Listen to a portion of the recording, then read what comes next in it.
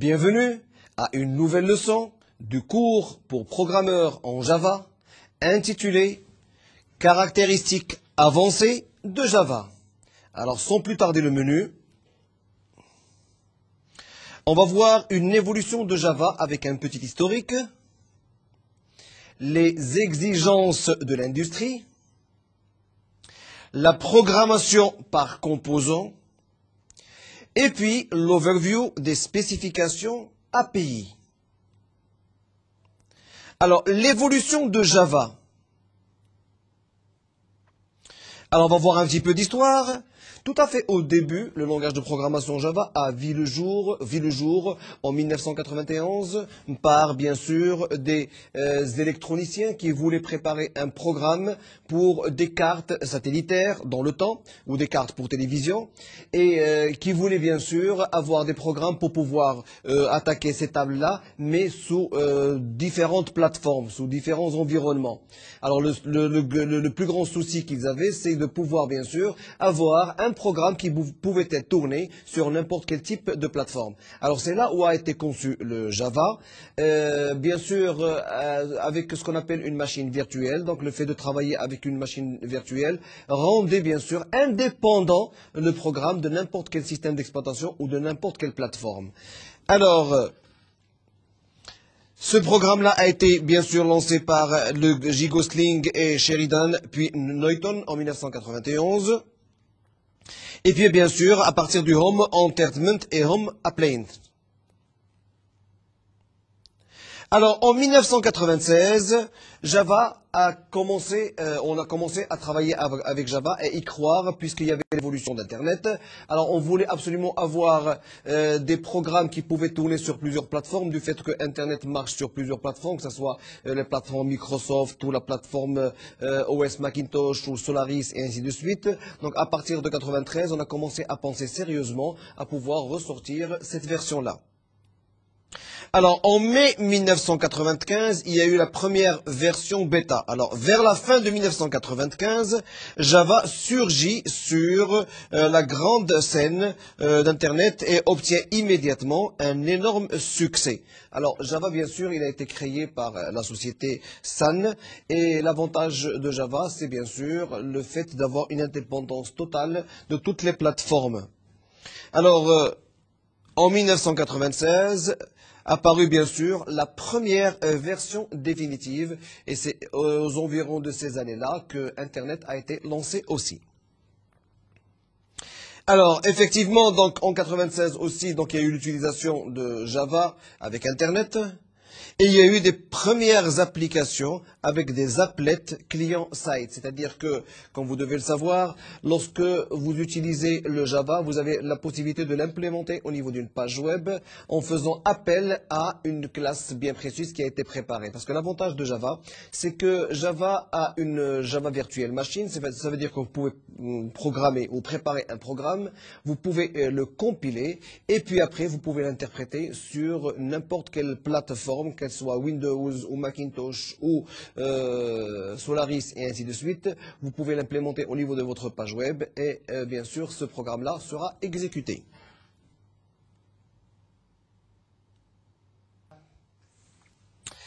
Alors maintenant Java aujourd'hui. Alors, il y a eu une évolution depuis la création de la première version de Java, vu que l'Internet aussi a pu évoluer. Alors maintenant, il y a eu plusieurs versions plus évoluées de Java pour pouvoir répondre, bien sûr, à toutes les exigences du marché d'Internet. Alors, la J2ME. Alors, Java, deuxième environnement, micro-édition. Et on va l'expliquer un petit peu plus tard. Le J2SE, donc Java, deuxième environnement, standard édition. Et puis le J2E, donc Java deuxième environnement et bien sûr environnement professionnel. Alors maintenant, tout ça font partie du package Aura qui reste un package qui est étendu. Alors on va expliquer maintenant les versions de Java. Alors le J2ME, c'est un Java 2 micro-édition et qui est prévu pour le développement d'applications embarquées, notamment sur des assistants personnels et terminaux mobile. Le J2 SE, Java 2 Standard Edition, qui est destiné au développement d'applications pour ordinateurs personnels. Alors maintenant, vous avez la version la plus complète, la J2E, Java 2 Enterprise Edition, destinée à un usage professionnel avec la mise en œuvre de serveurs. Alors maintenant, tout dépend de ce que vous voulez faire. Si vous avez des applications qui vont travailler par exemple en monoposte, vous n'avez pas besoin de travailler avec les J2E. Maintenant, si vous avez des applications qui sont très poussées et qui demandent bien sûr des accès à des serveurs avec une certaine sécurité, il vaut mieux utiliser le J2E par rapport aux versions précédentes. Alors, Java dans le futur proche. Alors, dans le futur proche, Java sera bien sûr des applications à domicile, Home Application. Et bien sûr, il sera si vous voulez, le langage de programmation le plus utilisé pour les cartes de crédit. Et ainsi de suite. Alors, on va voir tout de suite les exigences de l'industrie. Alors, tout d'abord, la maturité de la technologie. Alors, la maturité de la technologie, comme vous devez le savoir, il y a 10 années maintenant que la première version officielle a vu le jour. Alors, depuis le temps maintenant, il y a beaucoup de personnes, beaucoup de développeurs qui se penchent beaucoup plus vers le langage de programmation Java, beaucoup plus qu'un autre langage de programmation. Pourquoi?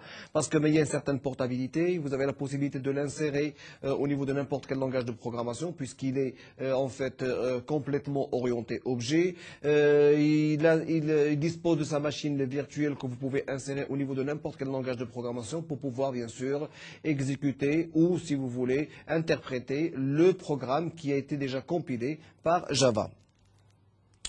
Alors, depuis 2002, c'est le langage numéro 1 pour la diffusion. Il a été considéré comme le langage numéro 1 pour la diffusion. Et il y a eu 5 500 000 téléchargements pour le Java. C'est-à-dire que les gens s'intéressent beaucoup plus à ce langage de programmation du fait de sa portabilité, du fait que de ces bibliothèques qui sont très riches et qui disposent de beaucoup de classes qui sont directement, si vous voulez, intégrables au niveau de vos pages web ou au niveau, bien sûr, de d'autres langages de programmation. Il y a eu depuis le temps plus de 2500 livres sur Java. Et ça montre un petit peu le succès qu'a eu ce langage de programmation au niveau du développement. L'architecture entreprise. Un exemple, le DAB, le distributeur automatique de billets. Alors, actuellement, presque tous les distributeurs automatiques de billets tournent avec un langage de programmation Java. C'est un langage qui a été développé par le Java. Pourquoi? Parce qu'il y a plus de sécurité et vous avez l'avantage de travailler sur plusieurs plateformes lorsque le programme il est prêt. Donc, vous pouvez le faire tourner sous une plateforme Unix ou Linux ou Macintosh ou Windows ou Solaris, ce que vous voulez. Architecture entreprise. Alors, l'avantage que vous avez, c'est que, pour l'instant, il y a la disponibilité. Vous avez la flexibilité, la maintenabilité, et bien sûr, ce sont des avantages qui se trouvent au Et puis encore, la fiabilité, l'amélioration, la sécurité et puis la vérifiabilité, c'est-à-dire que le programme, il est complètement vérifiable. Vous voyez un petit peu tous les avantages que vous avez au niveau du langage de programmation Java et qu'on ne les trouve pas au niveau d'autres langages de programmation. On peut trouver un ou deux, mais pas tous ces avantages au niveau d'un même langage de programmation. Alors, intégration avec d'autres standards, d'autres systèmes d'exploitation. Les applications, les GSI, les bases de données relationnelles, les transactions managers. Parce que l'avantage maintenant qu'il y a, c'est que, comme tout langage de programmation, le langage de programmation Java, on peut bien sûr l'interfacer avec plusieurs formes de bases de données, ou plusieurs moteurs de bases de données. Access, SQL Server, Informix, Oracle, Sybase. Et c'est ça son très grand avantage, c'est qu'on peut l'interfacer avec tous les systèmes de gestion de données. sur le marché. Et puis le XML maintenant qui remplace l'HTML. Alors l'avantage que vous avez avec le XML, c'est que vous avez aussi là, c'est un langage qui est plus structuré. Ce n'est pas une nouvelle version de l'HTML, pas du tout. Donc c'est un nouveau-né ou c'est une nouvelle application du SGML, mais bien sûr qui a la possibilité de pouvoir intégrer le langage Java ou les applets Java au niveau de son contenu. Alors les produits concrets maintenant, vous avez des applications serveurs. Vous avez des montagnes de librairies et vous avez le mécanisme API SPI. Alors maintenant, lorsqu'il s'agit de développer des applications en client-serveur, Java reste le numéro 1 pour pouvoir faire cette programmation-là. Et pourquoi? Parce que vous avez une montagne de librairies, c'est-à-dire que vous avez énormément de librairies où chaque librairie est constituée de plusieurs classes qui sont déjà opérationnelles, testées, que vous pouvez intégrer au niveau de n'importe quel langage de programmation. Alors maintenant, le mécanisme API et SPI, je vous l'explique là. Donc l'API, ce qu'on appelle l'invocation. En principe, lorsque vous avez besoin d'intégrer un programme Java au niveau de n'importe quel langage de programmation, il faut intégrer avec ce langage de programmation la machine virtuelle. C'est-à-dire que, pourquoi? Parce que sans machine virtuelle, vous ne pouvez pas exécuter l'applet Java que vous allez insérer au niveau de votre programme. Alors maintenant, pour pouvoir les insérer, il y a bien sûr des API, ce qu'on appelle les invocations. Et ces API-là, ils sont utilisés bien sûr pour incorporer la machine virtuelle dans d'autres programmes. Alors, programmation par composants. Les composants VS orientés objets. Ils ne sont pas des objets, mais ils sont orientés objets. Le niveau d'abstraction est complètement différent par rapport à d'autres langages de programmation. Ils réagissent à des événements, et ça c'est un point fort dont dispose Java, et puis fournissent des services. Et on va voir un petit peu plus tard comment on utilise ces composants-là et comment on utilise ces services-là. Alors l'abstraction tout d'abord. Les composants peuvent être programmés avec des langages orientés objets, mais aussi structurés. Un composant cache les détails de réalisation à un niveau différent par rapport à une classe. Vous voyez la différence. Parce que lorsque vous travaillez avec une classe, vous n'arrivez pas à cacher toutes les informations utiles pour le lancement de cette classe-là. Lorsque vous utilisez un composant, vous avez la possibilité de cacher les détails de réalisation à un niveau différent. Les conteneurs. Un composant vit dans un conteneur, c'est-à-dire que vous avez comme, si vous voulez, une plateforme ou un environnement où sera bien sûr logé ce composant-là. C'est-à-dire que au lieu d'être logé sur de la mémoire ou de la machine, il sera logé dans un environnement, bien sûr, qui comportera de la mémoire, mais toujours est-il, c'est un environnement où Java peut intervenir. Alors, un composant vit dans un conteneur qui lui offre ce dont il a besoin pour interagir avec le monde extérieur et avec d'autres composants. Alors les services maintenant, il y a deux sortes de services et on va les expliquer plus tard. Alors le composant offre des services à l'extérieur, donc pour la communication, et le composant utilise les services du conteneur. Alors certains services, comme le cycle de vie, comme la persistance et comme la capacité de transaction. Et on va les détailler tout de suite. Alors maintenant, le parallèle avec la Java Virtual Machine. La machine virtuelle peut être vue comme un conteneur pour les classes Java. Effectivement, pourquoi? Parce que la machine virtuelle reste un environnement. Et l'environnement, il sera considéré comme un conteneur pour toutes les classes. C'est-à-dire que les classes, pour qu'elles puissent s'exécuter, elles vont s'exécuter dans un environnement qu'on va appeler la virtual machine. Alors la virtual machine, on peut la considérer comme un conteneur. Les classes Java peuvent être vues comme des composants, puisqu'on a expliqué qu'un conteneur pouvait contenir plusieurs composants. Donc toutes les classes Java, du fait qu'ils doivent absolument être interprétées, compilées au niveau d'une virtuelle machine, on peut considérer que la machine virtuelle est un conteneur et que les classes qui s'exécutent au niveau de cette machine virtuelle restent bien sûr des composants. Le garbage collection est un service offert par la virtual machine aux classes Java. Alors, si vous avez suivi les premières leçons de Java, j'ai bien expliqué ce que c'était le garbage collecteur ou le garbage collection. Alors, le garbage collecteur, c'est un service qui est considéré comme un service et c'est lui qui nous fait bien sûr économiser de la mémoire du fait qu'il essaie de redéployer toute la mémoire qui n'a pas été utilisée, qui a été déclarée tout à fait au début du programme, mais qui n'a pas été utilisée. Alors maintenant, il nous fait gagner cet espace mémoire-là pour pouvoir le réutiliser, pour pouvoir l'exploiter. Alors maintenant, dans ce contexte-là, on peut considérer le garbage collecteur comme un service. Donc on a compris maintenant ce que c'était un conteneur, on a compris ce que c'était un service, et on a compris maintenant ce que c'est aussi un composant. Overview des spécifications API. Alors maintenant, on va vous expliquer un petit peu comment les informations circulent lors d'une connexion entre une machine cliente, si vous voulez, et un serveur.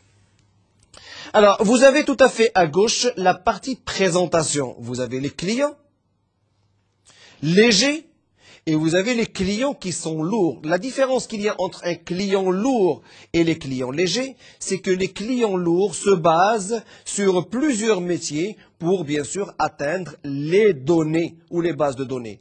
Alors que les clients légers, ils ont bien sûr un environnement qui est créé et cet environnement-là qui leur permet bien sûr d'exécuter toutes les tâches avant de pouvoir parvenir aux données. Alors c'est ce qu'on peut considérer comme les composants, les services, mais à l'intérieur bien sûr d'un component. Alors maintenant, le conteneur que vous voyez ici, il contient bien sûr des servlets et des JSP. Alors maintenant, toutes les machines qui dépendent de ce conteneur-là, on peut les considérer comme des clients légers. Pourquoi? Parce que la majorité du travail va être faite à ce niveau-là.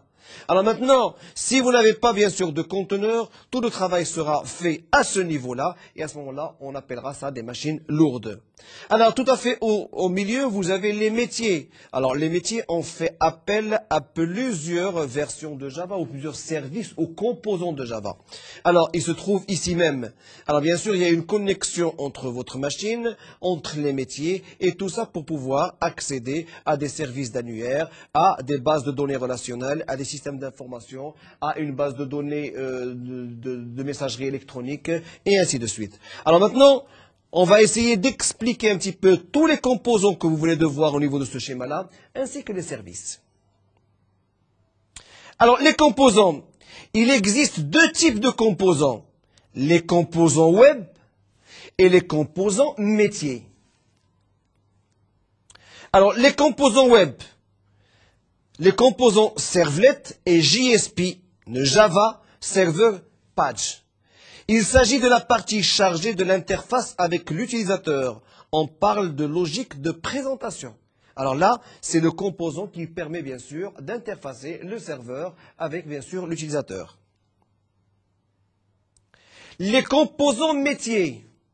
Vous avez le IJB, Entreprise Java Beans. Il s'agit de composants spécifiques chargés des traitements des données propres à un secteur d'activité. Donc c'est propre à un secteur d'activité. Toujours au niveau des composants métiers, on parle de logique métier ou de logique application et de l'interfaçage avec les bases de données. Alors maintenant, si vous voulez faire effectivement de l'interfaçage avec une base de données, donc automatiquement, vous avez la possibilité de travailler avec le EJB ici, l'entreprise Java Beans, qui va vous permettre de faire, bien sûr, ces opérations-là. Alors, les services, il existe deux types de services, les services d'infrastructure et les services de communication. Alors, les services d'infrastructure, on retrouve le JDBC, le Java Database Connectivity, qui reste une API d'accès aux bases de données relationnelles. Alors, une API d'accès aux bases de données relationnelles, si vous voulez, c'est comme un environnement, donc un conteneur qui va être créé, c'est la Java Virtual Machine, qui va permettre bien sûr à l'utilisateur de se connecter à une base de données relationnelle. Le JNDI, Java Naming and Directory Interface, c'est une API d'accès aux services de nommage et aux annuaires d'entreprises tels que le DNS, le NIS, le LDAP et ainsi de suite. Là, ça reste un service qui est très professionnel du fait qu'il doit dialoguer avec des services qui sont très importants tels que le DNS. Et je vous ai déjà expliqué lors de leçons précédentes l'importance du DNS pour pouvoir, bien sûr, chercher une information ou un nom ou une adresse au niveau d'Internet. Toujours au niveau des services d'infrastructure, le JTA et JTS. Java Transaction API ou Java Transaction Service. C'est un API, donc l'API, je vous rappelle, c'est ce qu'on appelle l'invocation. Définition des interfaces standards avec un gestionnaire de transactions. Et là, effectivement, c'est des services qu'on utilise souvent lorsqu'il s'agit de travailler avec des guichets automatiques et similaires. Toujours au niveau des services d'infrastructure, le JCA. Donc le JCA, c'est une API de connexion au système d'information de l'entreprise, notamment au système dit legacy, tels que les ERP. Et là, on l'a expliqué un petit peu avant, dans les slides avant, ce que c'était le legacy. Le JMX, Java Management Extension, qui fournit des extensions permettant de développer des applications web de supervision d'applications. Alors maintenant, on passe au deuxième point qui est les services de communication. Alors, on retrouve d'abord le premier service, le J2AS, Java Authentication and Authorization Service. C'est une API de gestion de l'authentification des droits d'accès. Comme vous devez le savoir maintenant, puisque Internet est devenu un élément incontournable au niveau du monde entier, alors pour plus de sécurité, il faut absolument authentifier n'importe quel internaute pour, bien sûr, des pages que vous voulez mettre en sécurité. Maintenant, il y a des pages qui sont ouvertes pour tout le public, mais il y a des pages qui doivent être vraiment en sécurité, ainsi que des serveurs, des bases de données. Alors pour ceci, il faut absolument une méthode d'authentification pour pouvoir authentifier ces personnes avant d'accéder à ces ressources-là. Alors, Java dispose bien sûr d'un service de communication très puissant qui vous permet effectivement de pouvoir insérer cette authentification au niveau de n'importe quel programme qui sera réalisé. Java Mail, qui reste une API permettant l'envoi de courrier électronique. JMS, Java Message Service, fournit des fonctionnalités de communication asynchrone appelées MOM pour Middle Object Message et entre applications. Les services de communication RMI 2IOP est une API permettant la communication synchrone entre objets. Alors, comme vous devez le constater, il y a plusieurs composants et plusieurs services qui permettent à un programme Java d'être indépendant de n'importe quel autre programme. Donc, Java dispose d'une bibliothèque très riche qui peut vous permettre, bien sûr, de préparer un programme entier avec tout ce qui est variable environnement, avec tout ce qui est communication et, bien sûr, toutes les choses puissantes que peut trouver un langage de programmation. Alors, ceci dit, maintenant, si vous avez besoin d'informations complémentaires, vous pouvez toujours vous connecter au site de Netuno en cliquant sur le lien Made Netio.